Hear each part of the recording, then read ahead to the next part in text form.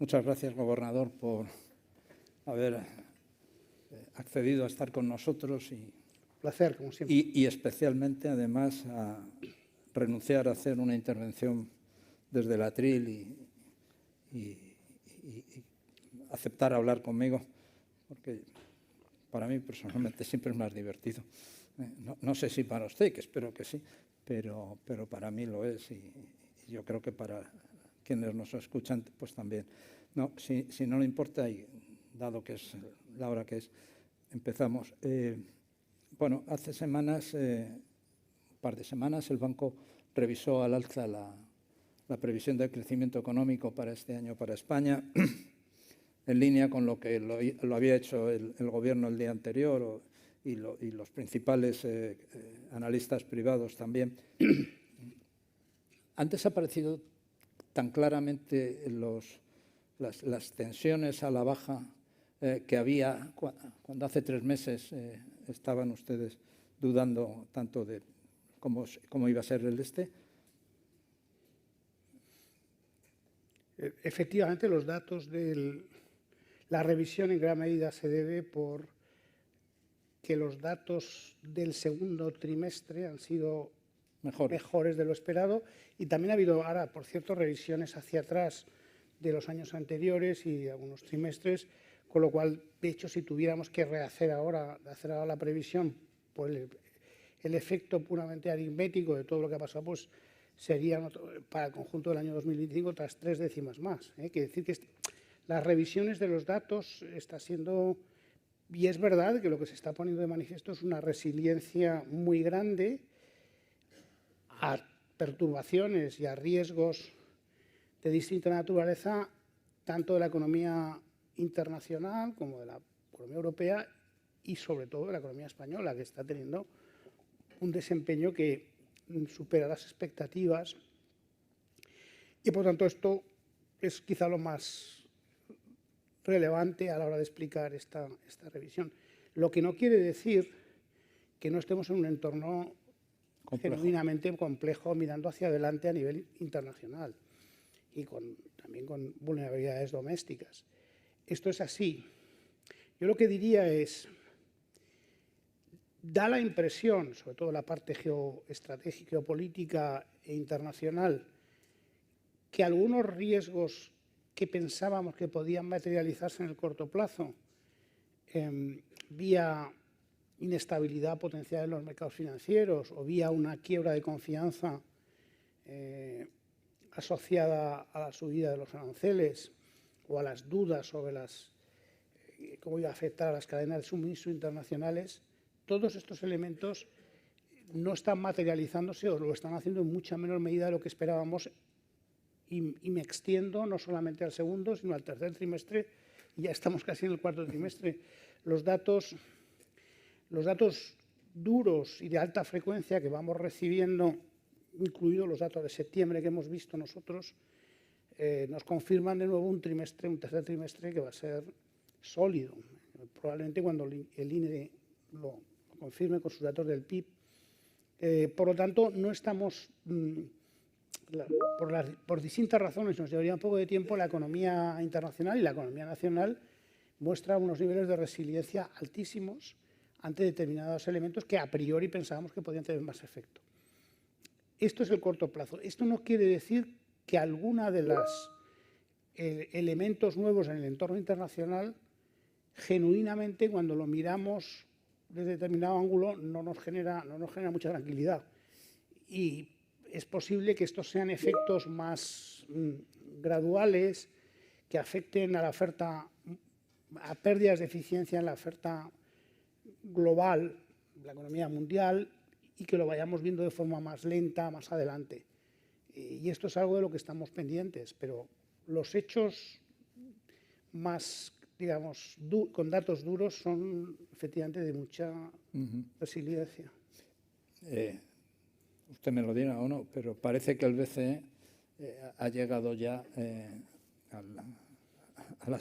al momento de que los tipos de interés estén en el nivel en el que están o poco más, más allá de que ustedes sigan diciendo que las decisiones las tomarán reunión a reunión y en función de los datos concretos de que dispongan en ese momento. Pero ¿considera que este es el nivel adecuado de tipos de interés?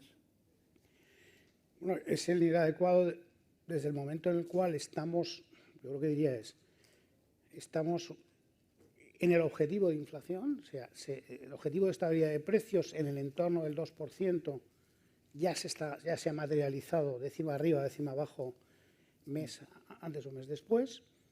Las previsiones que tenemos nos dicen que en el escenario central, que tiene sus riesgos, pero en el escenario central va a ser así en los próximos años.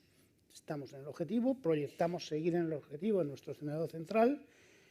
Las expectativas de inflación están ancladas también en el 2%. Los mercados también están anclados en torno a la expectativa del nivel actual. Yo diría que si se va materializando el escenario central, pues desde esa perspectiva el nivel de tipos parece apropiado. Al mismo tiempo, como decía yo antes, no hay que entender esto como que es que los tipos de interés pueden estar ahí indefinidamente. Va a depender mucho de cómo se vayan materializando riesgos al alza o riesgos a la baja, sobre todo sobre la inflación, que tenemos identificados y que los enumeramos en cada una de nuestras declaraciones tras la reunión del Consejo. Pero la realidad es que estamos donde estamos, por así decirlo. Yo creo que estamos en una situación un tanto paradójica que tenemos que interiorizar nosotros mismos, y es, llevamos al menos un año o más de un año declarando que estamos en un contexto de gran incertidumbre por distintos factores, pero al mismo tiempo es verdad que trimestre a trimestre nuestro escenario central se va materializando. Bueno, eso es un hecho, y no se han materializado riesgos a la baja sobre el crecimiento que identificamos en su momento. No quiere decir que no puedan, pero no se han materializado, ni riesgos a la inflación en una dirección u otra, sino que se ha ido cumpliendo básicamente nuestra senda. Bueno, estamos en una situación en ese sentido confortable, pero al mismo tiempo seguimos insistiendo que hay una serie de elementos que hay que monitorizar y que en un momento determinado pueden llevarnos a reaccionar. Utilizamos una palabra en nuestra declaración que yo creo que es importante, que es tenemos que mantenernos ágiles y prontos a poder reaccionar, lo que es consistente con decir que los tipos están en un nivel adecuado. Sí, es un poco complejo de entender el problema de las inquietudes con la realidad que no acaba de manifestarse, ¿no? Sí. De manera callada pero efectiva, el BCE viene reduciendo el balance del banco, creo que es en torno a 40.000 millones de euros mensuales, el balance que se infló como consecuencia de la crisis y la pandemia. Pero a pesar de esta reducción, todavía sigue habiendo mucha liquidez en el sistema. ¿Les preocupa? Bueno, yo creo que se está cumpliendo el plan de reducción del balance que, tenga en cuenta que el balance llegó a alcanzar casi 9 billones de euros. O en español, o sea, trillions, y se ha reducido ya un tercio. Ya hemos reducido un tercio de ese sistema. O sea, tenemos sobre los 6 billones, ¿no? Un tercio.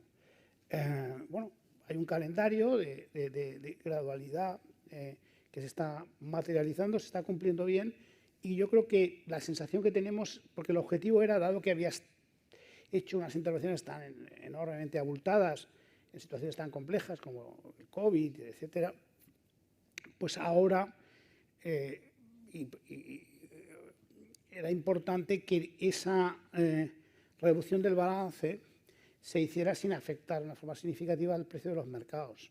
No parece, cuando analizamos, que la evolución de los tipos de interés a largo, por ejemplo, se estén viendo particularmente afectadas por este proceso. Más bien se está cumpliendo el objetivo, digamos, de que esa gradualidad no impacte en los precios de los mercados. El problema de la vivienda es el problema que, según las encuestas, más afecta a los ciudadanos. Ya sabemos que hay un problema de oferta y que no se casa con la demanda. que el sector de la construcción está intentando avanzar o recuperarse, pero no al ritmo al que sería necesario. Bueno, en definitiva, todo ello está provocando una subida de los precios de las viviendas. Y hay quien habla de que puede estar empezándose a incubar una burbuja. Piensan que existe, están analizando la posibilidad de poner restricciones desde su ámbito en el tema hipotecario a las entidades para intentar frenar un poco todo esto.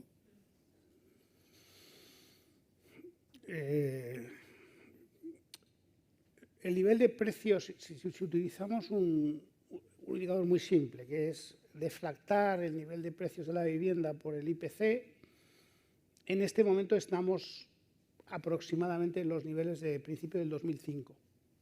Para poner una referencia, hemos vuelto a los niveles del 2005. Desde ese punto hasta el máximo a finales del 2007 todavía subieron los precios casi un 20% más, por dar una referencia. Pero quizá lo más importante es ver los elementos de contexto que hubo entonces, si es que queremos retrotraernos a ese concepto de burbuja, que cuando tiene una burbuja, cuando uno habla de burbuja, quiere decir es que en un momento determinado va a explotar y va a generar una gran disrupción en ese momento económico, en la estabilidad financiera, etc. Por eso hablamos de burbuja. Entonces, conviene recordar que aquella burbuja vino acompañada de un aumento de la oferta desmesurada, con una dinámica de crédito absolutamente insostenible, con un crédito promotor verdaderamente desbocado y con una situación de las familias, digamos, con un esfuerzo extraordinario a la hora de hipotecarse para adquirir viviendas. Todos estos elementos no se están materializando ahora, en ningún caso como entonces. El crédito está funcionando, digamos, cuando mira uno la dinámica de crédito, pues se empieza a recuperar, pero no tenemos una presión muy fuerte. Las familias y las empresas están en una situación muy solvente y con unos esfuerzos relativamente contenidos desde el punto agregadamente. No quiere decir que no haya gente que no tenga problemas, efectivamente, de accesibilidad, pero estoy hablando en el conjunto de la economía. Pues hay sus matices y fundamentalmente lo que hay es una insuficiencia de oferta bien materializada con una demanda sostenida de los últimos años que va además a seguir. Por lo tanto, yo creo que es importante marcar todas estas diferencias, sobre todo cuando uno se le ocurre utilizar un término como el de burbuja. Vale, de acuerdo. Todos sabemos la posición del BCE y del Banco de España. Por cierto, una cuestión que ha planteado que no quiero eludir es que hay una diferencia también respecto a lo que ocurría en aquel momento. Estoy hablando de la primera década de este siglo, que es que era quizás no existían los instrumentos digamos, para poder enfriar en un momento determinado la demanda de crédito. Ahora sí los tenemos.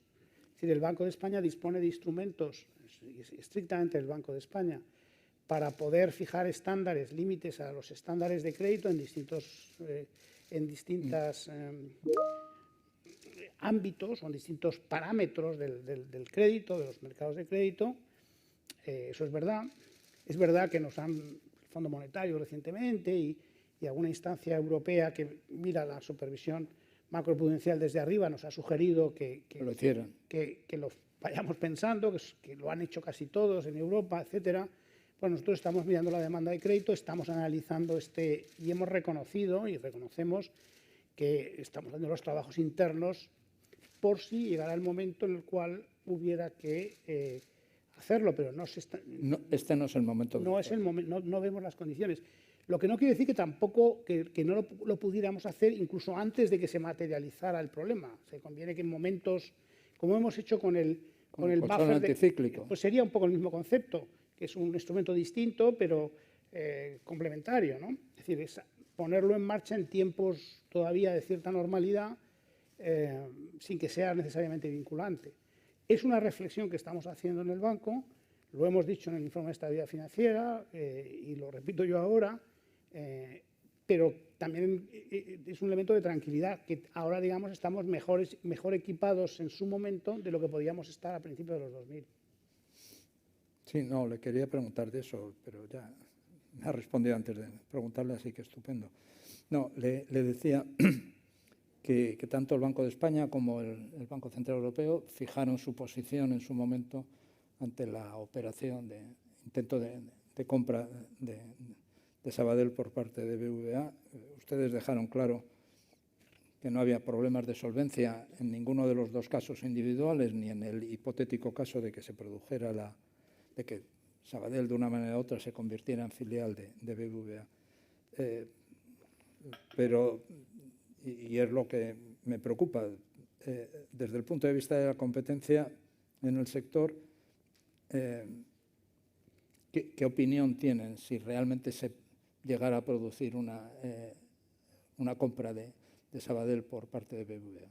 Ya sé que no es lo esencial de la tarea del Banco de España, además, pero sí... No solamente no es la tarea, sino que en la medida que el Banco de España tiene sus responsabilidades, y acabo de decir una, por ejemplo, la fijación de determinados parámetros desde el punto de vista de la estabilidad macroprudencial, que nos los otorga la ley y utilizamos, es muy difícil que cuando otro órgano independiente es responsable de evaluar la competencia y también en el sistema financiero, yo opine.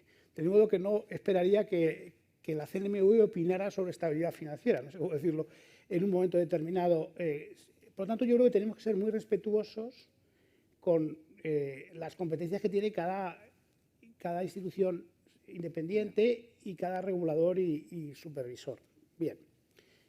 Y por tanto no voy a decir nada sobre competencia, porque además yo creo que ellos ya se han pronunciado, ellos han analizado la operación, la CNMV ha puesto una serie de condiciones que ha aceptado la entidad que ha puesto en marcha el proceso de IPO y por lo tanto hay un análisis del mercado y la competencia. No creo que nosotros podamos aportar nada adicional, ni tenemos además la responsabilidad para hacerlo. No, yo creo que a ver si ya termina esto pronto, porque sí, eso sí que lo he dicho en público y lo vuelvo a decir. ¿Le parece que ha sido demasiado tiempo? Es demasiado largo y sí, nosotros estamos viendo que en un proceso tan largo y tantas idas y venidas, las entidades probablemente en un contexto en el que el periodo hubiese sido mucho más corto, hubieran hecho un mejor uso de sus energías en otras direcciones, ¿no? ¿Le parece que las energías que se han puesto no han ido en el buen camino? No digo que se han puesto en el camino de los intereses de cada una de las instituciones. Sí, a eso me refiero. Pero como es un periodo muy largo, la pregunta es si desde un punto de vista desde perspectivas más de estrategia bancaria general, pues de largo plazo, pues podrían haberse hubieran refocalizado recursos, ¿no? Ya. Pasemos a otro tema, entonces. Acaba de cumplir un año de su mandato de 6. Más allá del hacer un balance que me convendría, porque ha habido muchos cambios en la institución, sí me gustaría ver el análisis que usted pidió que hiciera un comité de expertos sobre la ley de autonomía y los posibles cambios de la ley y de los procedimientos internos del propio banco.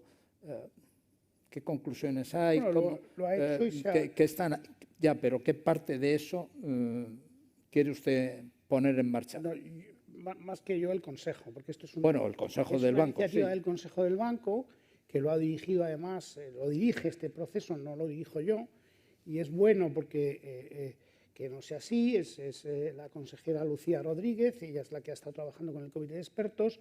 El comité de expertos ha dado unos primeros elementos que el Consejo ha visto y ha discutido, y nos hemos comprometido a seguir, es una pieza más, seguir trabajando para poder tener dos productos. Yo voy a decir dos productos. Uno es en que la parte que nos atañe más a nosotros, el banco tiene un estatuto de funcionamiento que es competencia del Consejo modificarlo, Y hay aspectos de funcionamiento interno, y ahora pongo dos ejemplos que ya hemos introducido, donde podemos, digamos, mejorar desde el punto de vista de ser una entidad más transparente, más abierta, con, digamos, mejoras de gobernanza. Y me voy a poner dos ejemplos. Esta es la parte que depende de nosotros. Y ahí sí que cuando llegué encontré un cierto déficit en este y en otros temas de encontrarme un banco que no había cambiado lo suficiente respecto a cuando yo trabajaba en el banco hace unos cuantos años en distintas áreas. Había mucha inercia y una de ellas tiene que ver con esto. Y la otra posible recomendación que el Consejo todavía tiene que reflexionar y discutir sería un poco a terceros sobre la eventualidad de tener que modificar la Ley de Autonomía del Banco de España, que es de 1994, han pasado 30 años, y aunque está bien, es una ley que es sólida, es verdad que después de eso hemos tenido una unión monetaria, una unión bancaria, un sistema europeo de supervisión, nuevas competencias, y en algunos aspectos esa ley pues, que ha quedado un poco desfasada. Ese es el segundo producto que vamos a tener, no puedo prejuzgar en este momento. Respecto a la parte que tiene que ver con nosotros, pues recientemente hemos aprobado, por ejemplo, es decir, el banco tenía una oficina de evaluación, de evaluar funciones del banco, áreas del banco externa, pero que dependía del jefe de gabinete del gobernador. Lo que hemos hecho es cambiar, entonces, bueno, si queremos que sea verdaderamente, la hemos elevado a un estatus de independencia, depende ahora, la hemos reforzado con un presupuesto propio, esa oficina que ya llamamos independiente trae, digamos, expertos externos que lo evalúan y depende directamente del Consejo. Depende directamente del Consejo. Bueno, este es un cambio, por ejemplo, otro cambio que estamos introduciendo, que ya está acordado por el Consejo, es que la Oficina de Auditoría interna pues dependa de la Comisión de Auditoría del banco y no dependa del gobernador, que es lo que teníamos hasta ahora.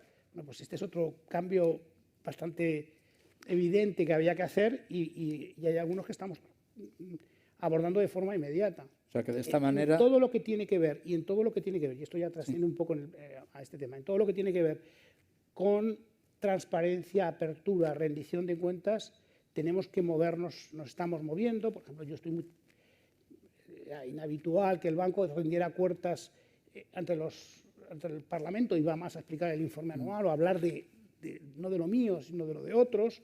Yo voy la semana que viene, me parece, al Senado también, que no son tan Congreso, a hablar de lo mío y a hablar de nuestro plan estratégico, de cómo estamos desarrollando determinadas funciones. Hemos reforzado todos los canales que tienen que ver con la comunicación externa y el explicar lo que hacemos. Es muy importante, yo creo que es muy importante, y cuanto más independiente es uno, más esfuerzos tiene que hacer por rendir cuentas, por ser transparente, por explicar lo que hace a todos los niveles. Este es un binomio fundamental. Y yo creo que nosotros pues, seguimos recorriendo todo lo que se pueda en esa dirección. ¿Eso quiere decir que el banco está siendo cada vez menos presidencialista de lo que era? Hay cosas que tienen que ver... El banco no es necesariamente... el banco puede entenderse que sea presidencialista, pero quien toma todas las decisiones en el banco es la Comisión Ejecutiva del día a día y después el Consejo de Gobierno, algunas adicionales. Pero el banco tiene un órgano de decisión colegiado relativamente bien establecido. No estoy seguro que ese sea un elemento en que nos comparemos mal con otros bancos centrales. No, pero esa era la idea que había, de que el banco era dependiente excesivamente del gobernador. Las decisiones las toma, es posible que a lo mejor habría que tener una comisión ejecutiva más amplia, ¿no? Somos 4. Pero, por ejemplo, hay cosas en las que uno, sin necesidad de cambiar la ley, porque todo esto nos lleva a cambiar la ley y todo esto nos supera, al menos nos supera como banco. Cosas que hemos hecho ya. Hasta que es decir, es verdad que los nombramientos de los altos funcionarios del Banco de España, los nombramientos los nombra la Comisión Ejecutiva a propuesta del gobernador y los ratifica el Consejo de Gobierno. Hasta que yo he llegado, se hacía así, sin más. El gobernador proponía un nombre, que era el que se aprobaba y salía. Desde que he llegado yo, sistemáticamente, aunque no puedo evitar que sea yo el que proponga la comisión ejecutiva, porque lo dice la ley, yo lo que he hecho es abrir a competencia externa. Hay una expresión de interés interna y externa de todas las altas plazas del banco, donde se presenta gente que está en el banco, que no está en el banco. Y además se identifica una comisión de expertos del máximo nivel mundial, de referencias máximas en cada una de esas áreas, que son los que hacen el proceso de selección y me hacen una propuesta a mí, o una terna. Bueno, o un nombre. Ellos deciden y vemos cómo hacerlo. Esto es una fórmula que yo creo que es un reforzamiento de la gobernanza para que las decisiones sean menos personalistas y presidencialistas. Es decir, en muchos casos, cuando uno no puede cambiar la ley, uno puede atarse las manos introduciendo cambios en el funcionamiento. Este es un cambio que he introducido yo y que rompe completamente con la tradición del banco. Pasemos a cómo va el proyecto del euro digital. Parece ser que se está acelerando mucho y empieza a... Si hay un proyecto, mire que cuesta a veces en Europa, y además cuando están los bancos centrales, los gobiernos, aquí hay distintas instancias involucradas, si hay un proyecto que crecientemente genera consenso máximo, en el Consejo de Gobierno del Banco Central Europeo, en el ECOFIN informal, donde yo lo pude comprobar en Copenhague, la presidencia danesa está empujando muchísimo. O sea, desde el nuevo contexto además geopolítico internacional, si ya había consenso, hay más y la convicción se ha reforzado de que tenemos que ir rápido en este proyecto. Este proyecto tiene varias piezas, tiene una parte puramente tecnológica o de desarrollo, que la hacemos nosotros, el Banco Europeo. El Banco de España es uno de los proveedores principales de ese proyecto y hemos comprometido los recursos que haga falta, y otros bancos centrales también. Pero en paralelo hay que hacer algunos cambios normativos, hay que hacer un reglamento. La presidencia danesa, como decía yo, pues está empujándolo mucho y es muy importante. Yo que he sido presidencia, que la presidencia empuje, ayuda a la configuración de consensos. Yo creo que existe ya un buen entendimiento creciente con el Parlamento Europeo, que también tendrá que pasar por trílogos, de tal forma que la expectativa yo creo que es que en algún momento el año que viene se apruebe el reglamento. En paralelo nosotros estamos trabajando para que cuando esté el reglamento todo el proceso esté muy avanzado a nivel nuestro, ¿no?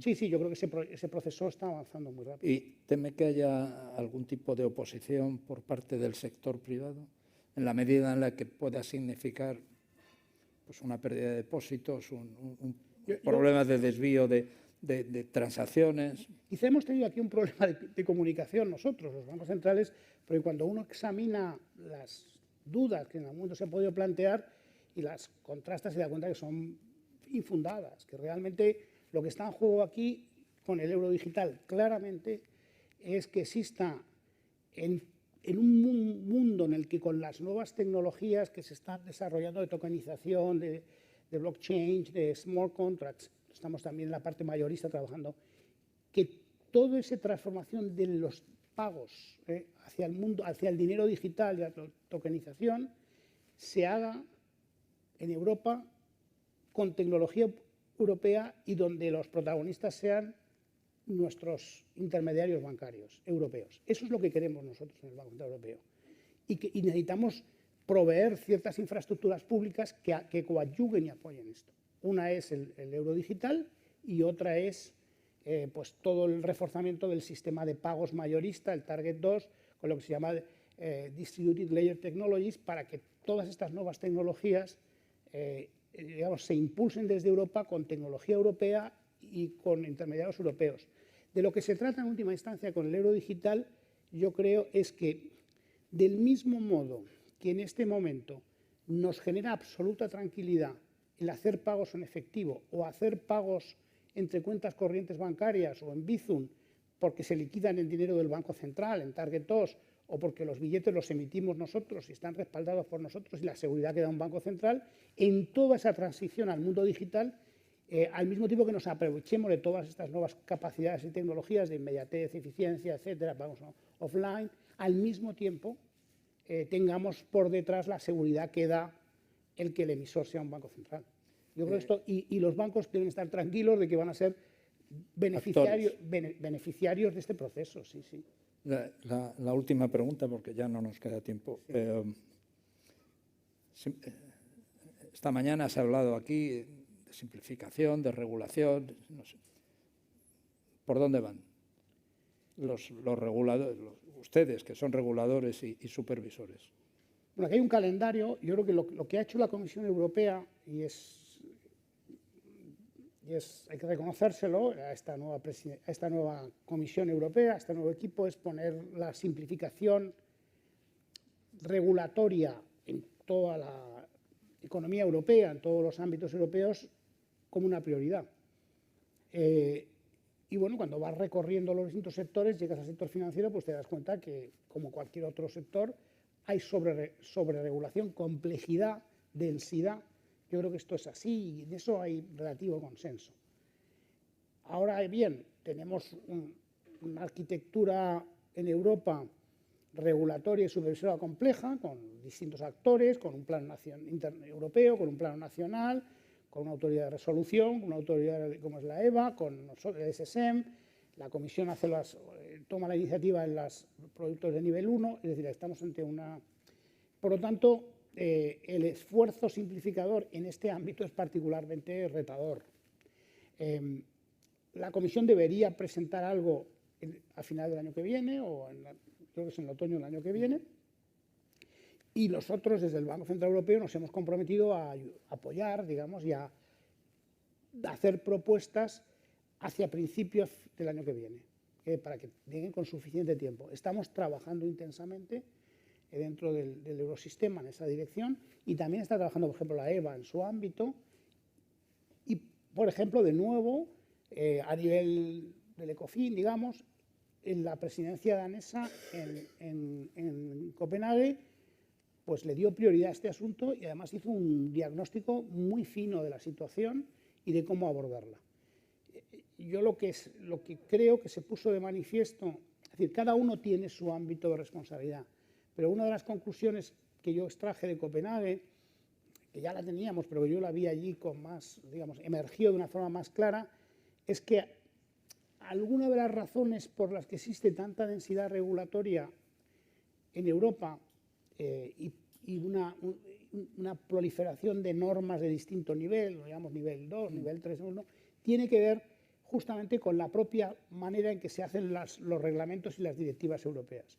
Los reglamentos y las directivas europeas, como requieren un cierto consenso y una cierta acuerdos mínimos, tienen un grado de concreción pequeño. Cuando pasan por el Parlamento Europeo, después para su aprobación, su acuerdo final, todavía se diluyen más, y eso hace que haya una catarata de actos delegados, de temas que o bien no están aclarados o bien tras el no acuerdo se pasa la patata caliente al siguiente, que puede ser la EBA, que puede ser el SSM, con lo cual los que están por debajo, ante esta inconcreción, se lanzan a producir normas de segundo nivel, a hacer guidelines, a hacer no sé qué, tal, y al final de ahí sale toda esta madeja regulatoria densa. Por lo tanto, con independencia de que de abajo arriba se hagan ciertos esfuerzos, como estamos haciendo, es muy importante modificar de arriba a abajo, de una forma bastante rotunda, la forma en la que se aborda la regulación en general, en Europa, en todo, y también en el ámbito financiero. Pues con este mensaje cerramos. Muchas gracias. Un placer. Esperamos verle el año que viene. Sin duda. Por estas fechas. Y ahora creo que hay un...